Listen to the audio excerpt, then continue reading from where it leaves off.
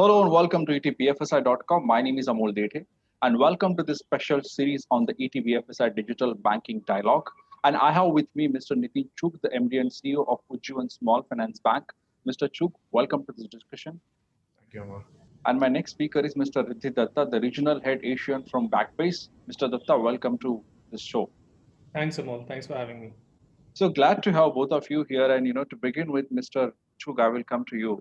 And obviously, digital has merged with the banking, today, and digital without digital banking sector cannot survive. But if I ask you just specifically to get a sense from the digital banking from you, what are some of the digital banking essentials that every bank should look at right now?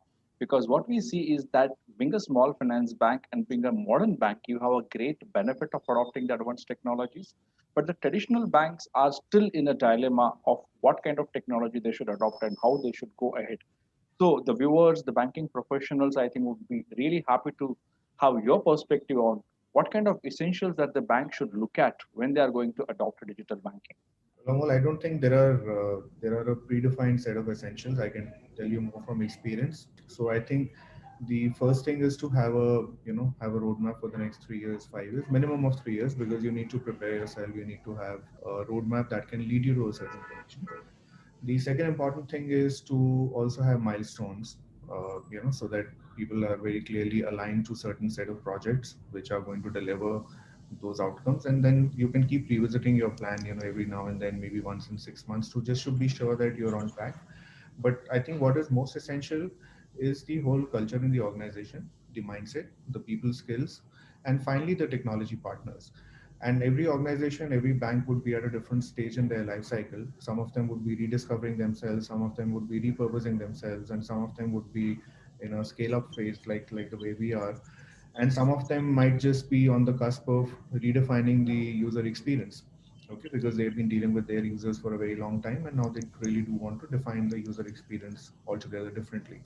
So depending on where every bank is, I think it's important to lay out a roadmap which is going to be useful enough to chart the whole journey in a manner that you can deliver to the outcomes that you have, whichever way you expect them to do, and then have the right kind of org structure in place. And at least in my experience, I've seen that digital works best as a horizontal rather than as a vertical, because you can end up otherwise creating capabilities which are very siloed, and the rest of the organization and the entire customer base may not even benefit from that, right? And like we've spoken in the past also, I think it's equally important to have like-minded partners, like-minded tech partners, like-minded fintech partners who will help you in building those capabilities and also helping you take that to the consumers. One thing that I have learned from my interactions with Backbase in the past, for example, is that if you take a inside-out view, then you will always look at what do you want to prioritize first. Do you want to prioritize revenues? Do you want to prioritize your customer service? Do you want to prioritize market share, etc.? But you take an outside-in view, then you will look at customer experience, customer journeys. You will look at frictionless journeys or whatever else. So I think there are many ways of looking at the same thing, but it completely depends on where each and every bank is at in their own life stage, and then on that basis decide as to where you want to go in the next 3 to 5 years. Okay, I think valid points, Mr. Chog, and obviously prioritizing, it's not only for the digital, but overall, it's a very, very important aspect, that you mentioned. Let me bring Mr. Datta here, and Mr. Datta, could you tell me, as we see, each and every bank or the financial institutions is adopting digital, aggressively, and but at the same time, technology is also evolving rapidly. Could you tell me to what extent do banks need to revisit their banking strategies, specifically the digital banking strategies? Amol, if you have heard, what Nitin just said, that different banks have different priorities. Some are scaling up, like Ujjivan. Some are rediscovering what their priorities are. Some are redefining their user experience journeys, let's say.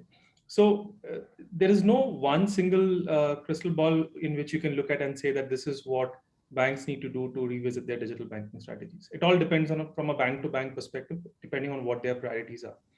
But if I talk about a couple of trends that we have observed in the market, and I spoke about it last year when we came out with our fintech and digital banking 2025 report along with IDC, and we are launching our second edition this year. So, couple of data points that we have gathered there is one, 7 out of 10 tier 1 and tier 2 banks in India, which is almost like 70%, they're aiming for a lot of more frictionless and contactless banking experience. Now, that would be in when they're trying to onboard customers, when they are trying to do customer verification, authentication. So that is one trend that we have picked up. The second trend that we've also picked up as a part of the same report is that we expect, as a part of that research, that we expect to see almost 75% improvement in turnaround time of high impact business processes. And high impact business processes are around payments, which caters to a large extent of what customers do online. So if you look at these two trends, the question that then comes is, how do you as a bank look to continuously keep up to your customers' expectations and ensure that they're always happy?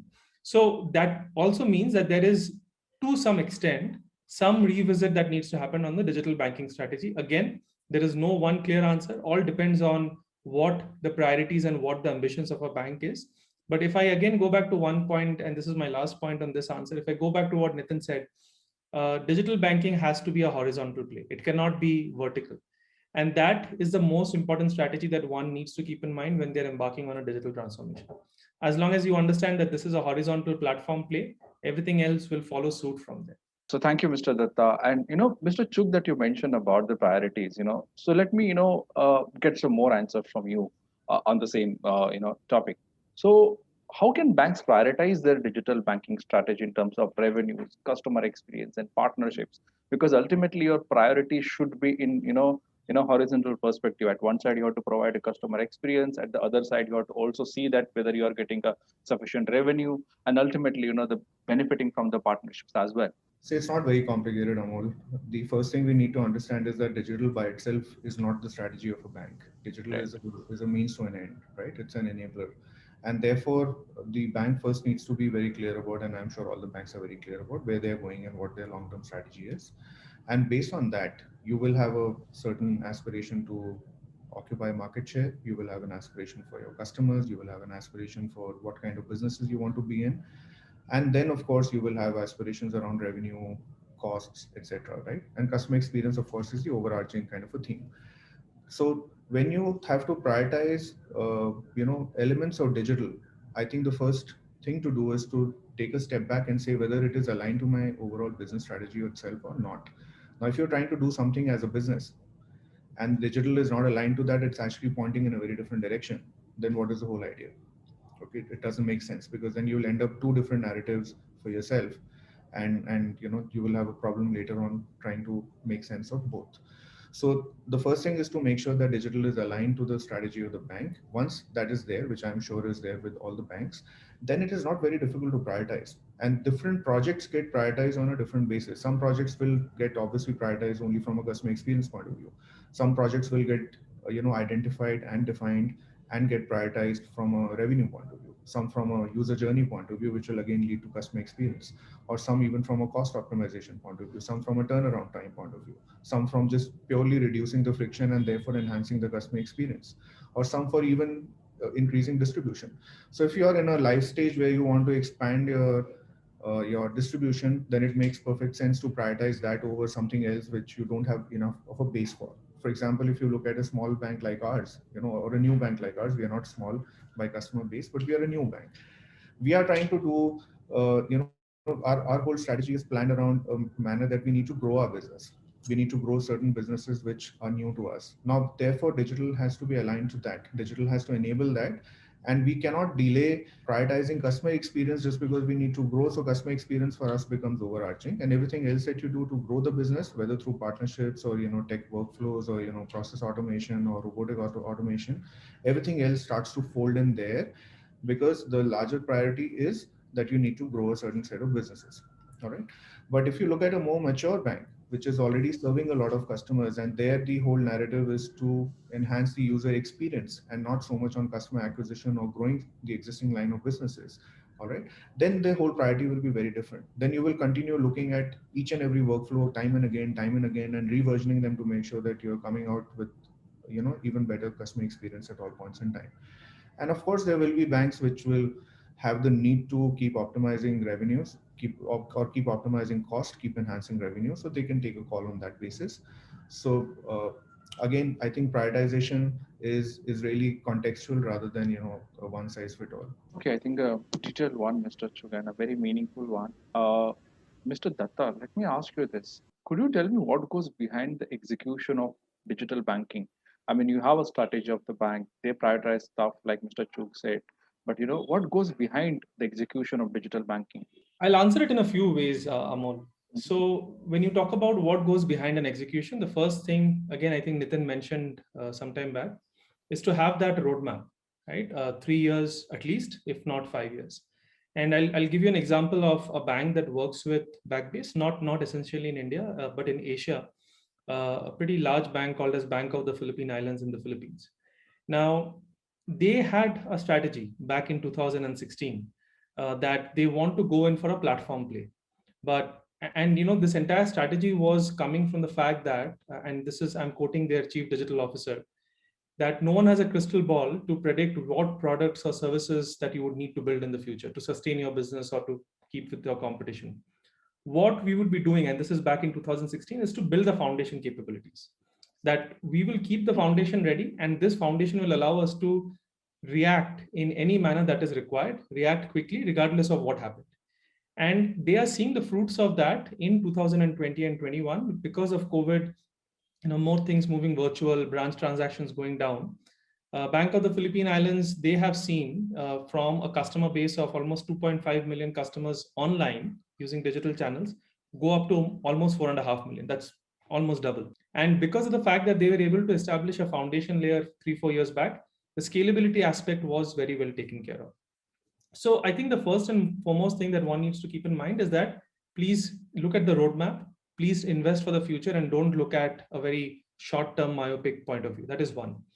And the second thing, when it comes in terms of how do you execute a digital strategy, and there also something again Nitin mentioned, and it's obvious that given Nitin's background, he has a lot of understanding about the nuances of this. He mentioned about these silos or the outside in versus inside out, and this is very important when it comes down to both the strategy and the execution. Now, can you cut off the silos? Can you really look at a larger holistic picture? Can you look at a customer first? That is where the outside in picture comes in. That what does the customer want, and accordingly you figure out as a bank what do you need to do, rather than clearly saying that I have these different lines of products and I need to go and sell it to the customers. So can you cut off the silos? Can you start looking at customers first? Can you start looking at a larger ecosystem and a partnership play?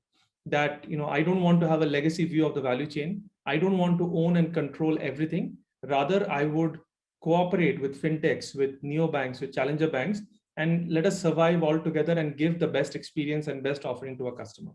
And the fourth thing is, can I, as a part of the strategy, can I offer an experience which is hyper personalized? I don't want to, as a bank, I would not want to offer an experience which is like a cookie cutter, which is like one size fits all.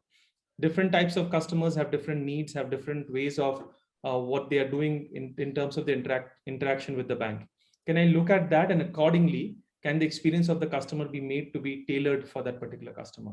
So if you talk about a strategy and the execution, first thing, just to summarize, is to have that roadmap, have the vision, invest in foundations, invest in platforms, and then look at these 3 or 4 things, which is how do you cut off silos, how do you keep the customer at the center, how do you look at ecosystem and partnership, and how do you look at a hyper personalized experience? Important questions, Mr. Datta. In fact, I should have asked you this question. I will certainly, repeat the same questions to you. How the bank should look at hyper, personalization, and how should they cut the silos.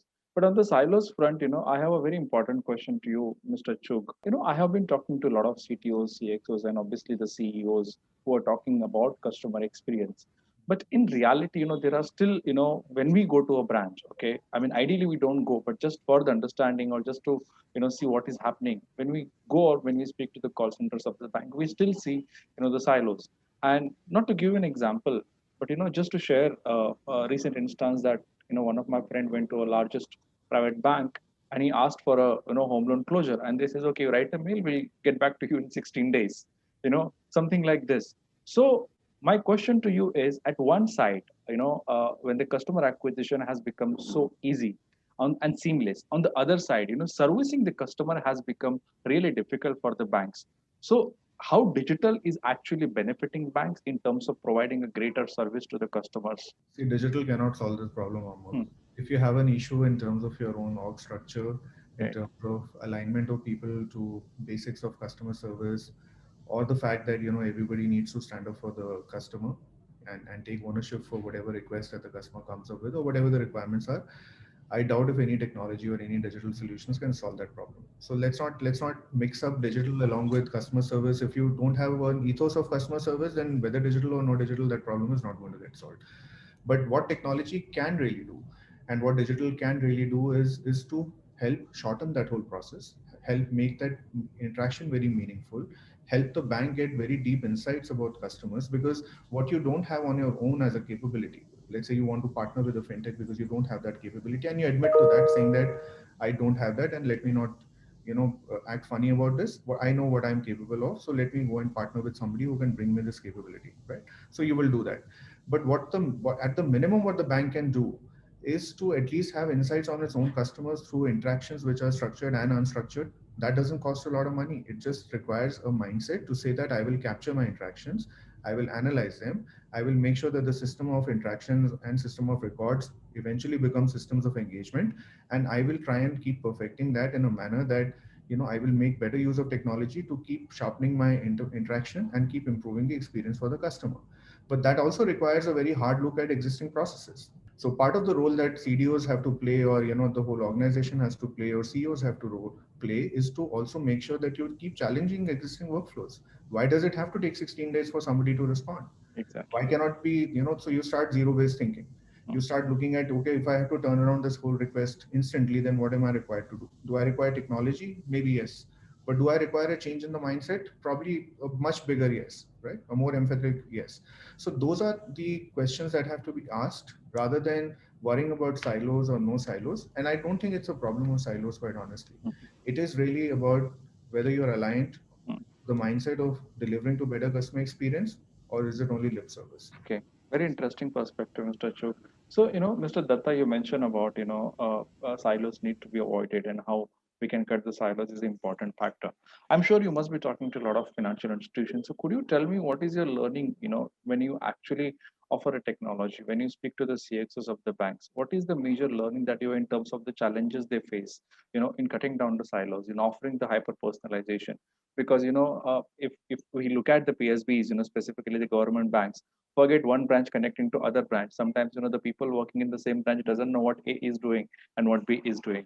Yeah, in fact, Amol, very pertinent question, and I wouldn't restrict it to only PSBs. Right. With no offense meant, even a large number of our flagship private sector banks have not been able to cut off silos. And as Nitin mentioned, it's very internal.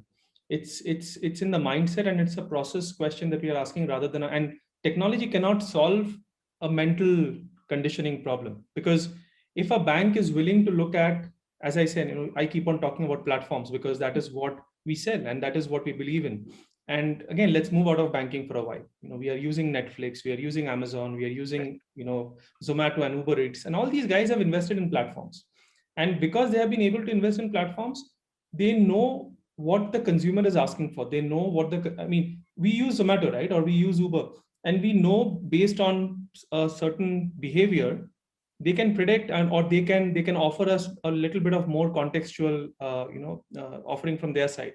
So this is a process or a mental thing that can my, let's say, my retail banking business and my transaction banking business work on the same platform, so that if there is a customer who's engaging with me on both ends, can I have a consolidated view of the customer? Similarly, on the retail banking side, a customer who has called up the call center, as you mentioned, let's say to close a loan, can the branch employee or can the online channel also have the same context? They know that this particular customer is trying to close off a loan. So this is more about an internal process. And that is where I've seen a lot of banks unfortunately falter, where they're looking at technology, as Nitin mentioned, being that silver spoon which will come in and say that you're going to change everything. That's not going to happen. Technology can only facilitate, but for that, we need that thinking, or that thinking to be forward looking, or the process to be changed. Second thing, as you mentioned, one is cutting of silos. You mentioned about hyper personalization. Again, it's a similar thing. I've seen a lot of banks, again, unfortunately, look at a very short term, as I said, myopic point of view, that in the next 6 months, I want these X amount of features that I need to roll out in the market. Are you going back and checking in your last 6 months or your last 12 months that out of these features that you're asking, how many of them are actually being used? I'll give you a very interesting example.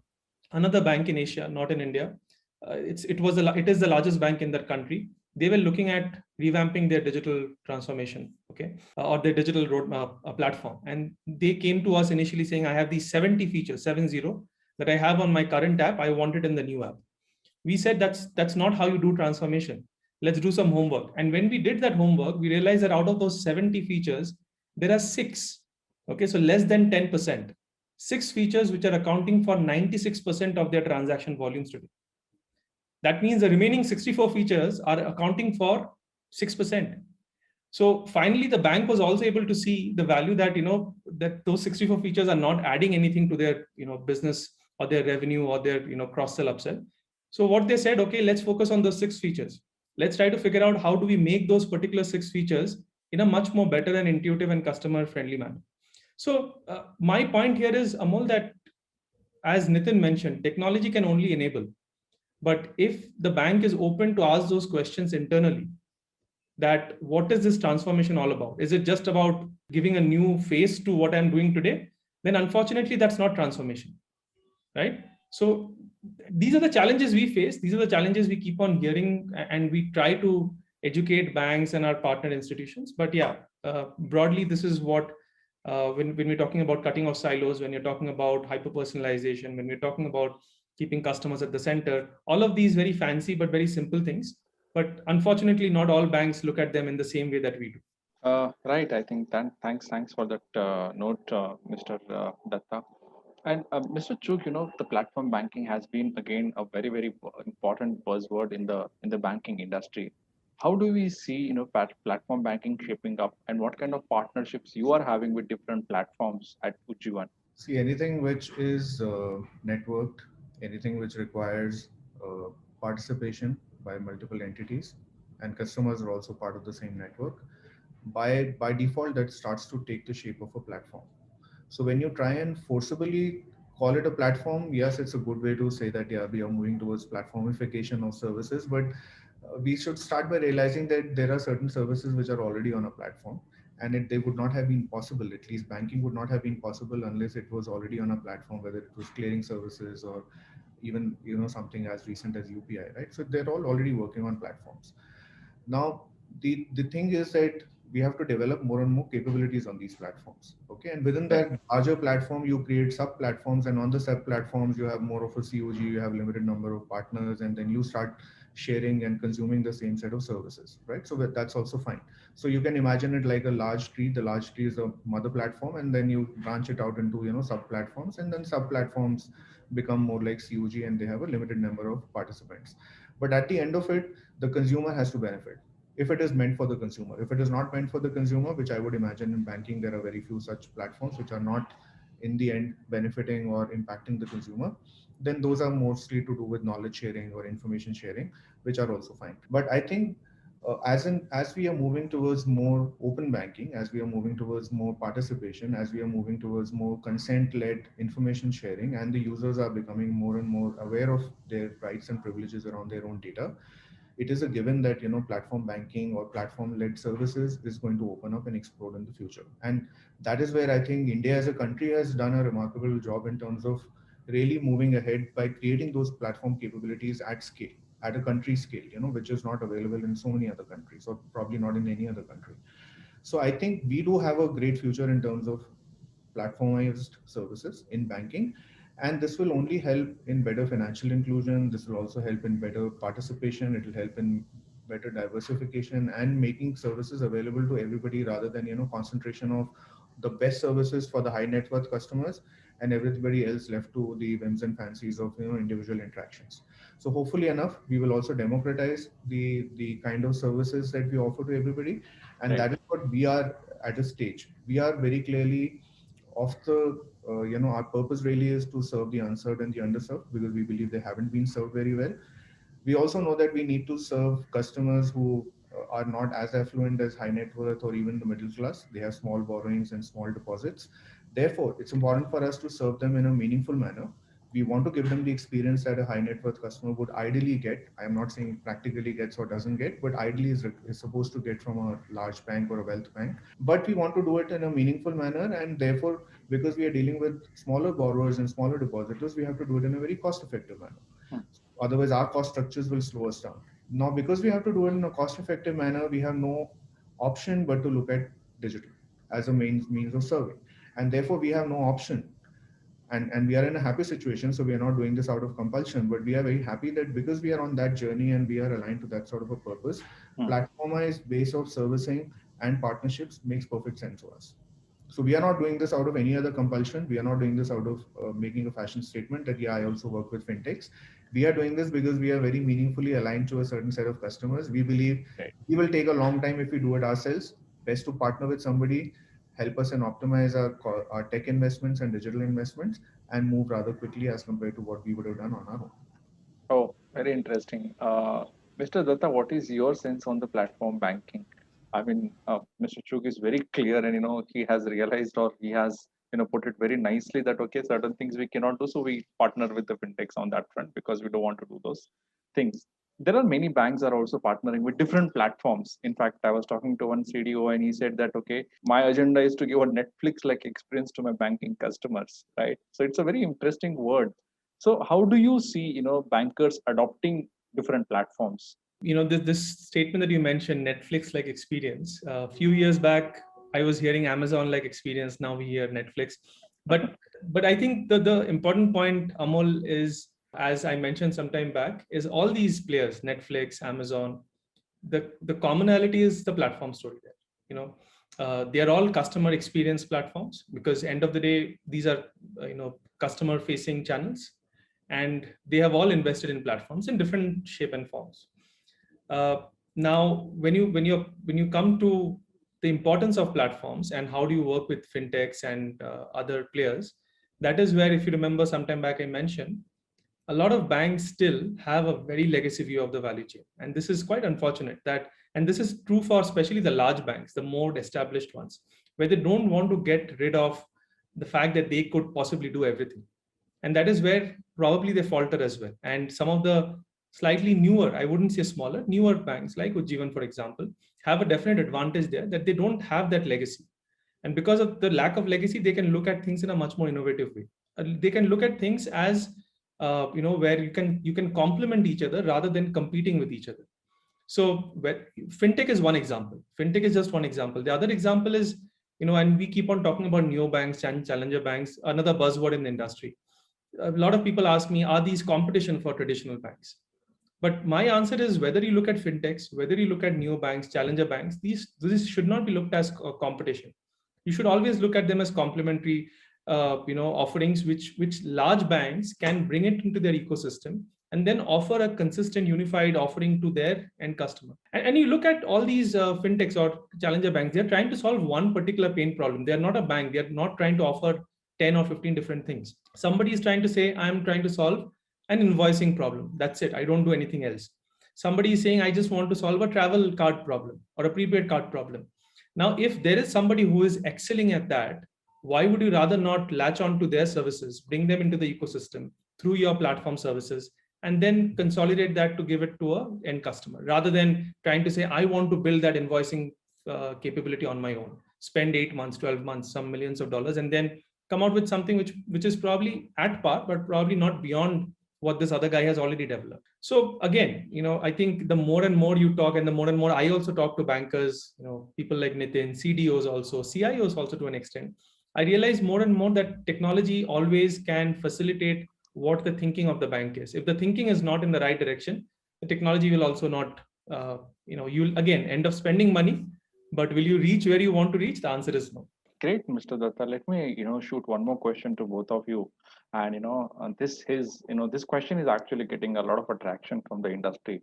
This question is specifically about the neobank. So we had scheduled bank, commercial banks, then the traditional banks, PSU banks, private banks, we call it foreign banks, then even small finance banks, payment banks, and suddenly now there is whole focus on the neo banks. And on the other side, a lot of investors are also ready to pump in a lot of money, into the neobank startups. So Mr. Chugh, tell me, how do you see the proposition of neobanks? Do you look at them as a partners, or do you look at them as a different entity altogether, which will become a separate bank going ahead? Though RBI has kept quiet and they have not, issued any certain regulations on that front. But how do you see this proposition of neobanks? So I think we should talk only in the context of India, because ours is a very different context, because they are neither here nor there. If I put it very bluntly. So we can't be comparing ourselves to neobanks of Europe, or Australia or Hong Kong, Singapore, where you have actually licensed entities who are functioning like full-fledged banks, right, without branches. So I think in India, it's a good thing that we've started off with quite a few of these fintechs, aspiring to be neobanks, and we are already calling them neobanks for the kind of services that they're offering. And the way it's working right now is completely through partnerships. But I think nobody would have stepped into this whole area thinking that I only want to be a partner to a traditional bank or another bank, right? Everybody who aspires to be a neo bank eventually wants to be a full-fledged bank, right? So hopefully enough in future, RBI will come up with regulations around that. If and when that happens, I'm sure these banks would be very happy to convert themselves into a full-service digital bank with a banking license, right? Now, till we get there, I think this whole partnership ecosystem is wonderful. We also are trying to work with one neobank at least that I know of, and I'm aware there are at least more than half a dozen neobanks which are already there. Most of them are in Bangalore, and each one, like Riddhi said, is trying to solve a problem. Each one is trying to build capabilities around a certain customer set or a certain set of services.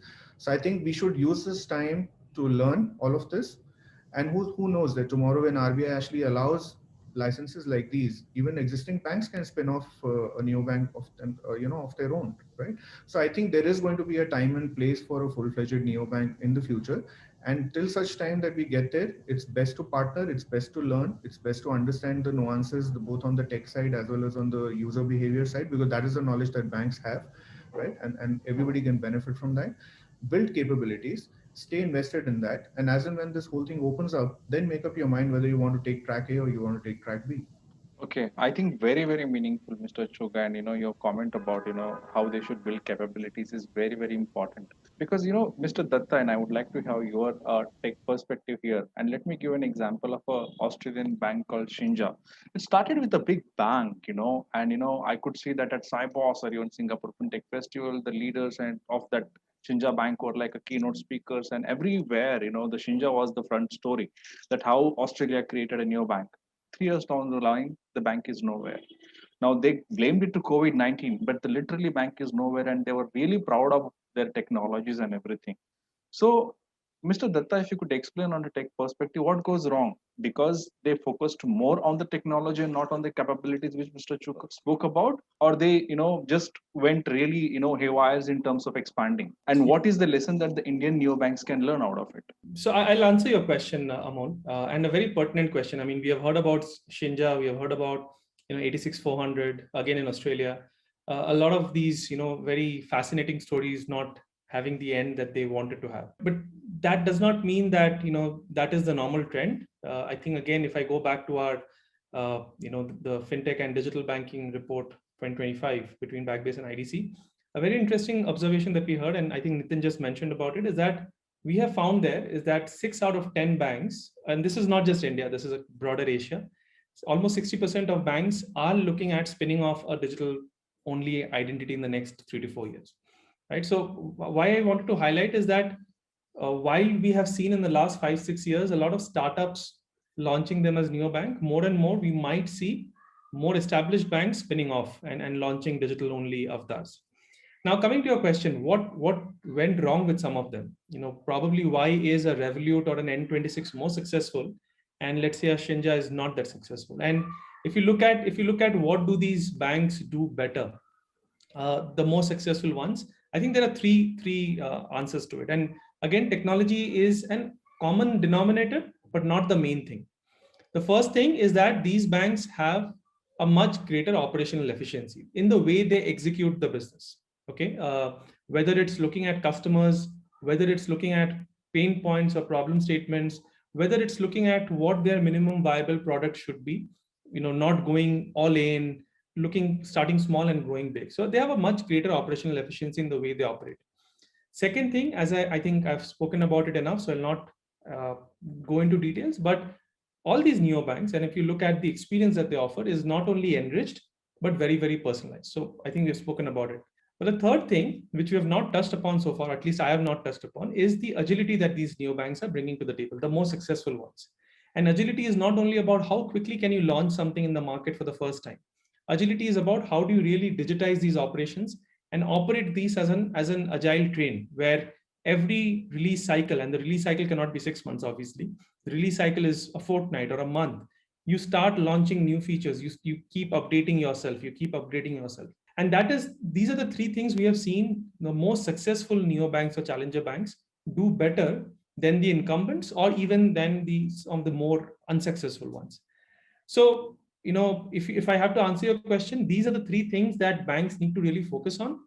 That what is your overall operational efficiency, your personalized and enriched customer experience, and very importantly, the agility. And when you're talking about agility, the ecosystem, the partnership, the open banking, reducing the time to market, everything comes into picture. It's a much more holistic view.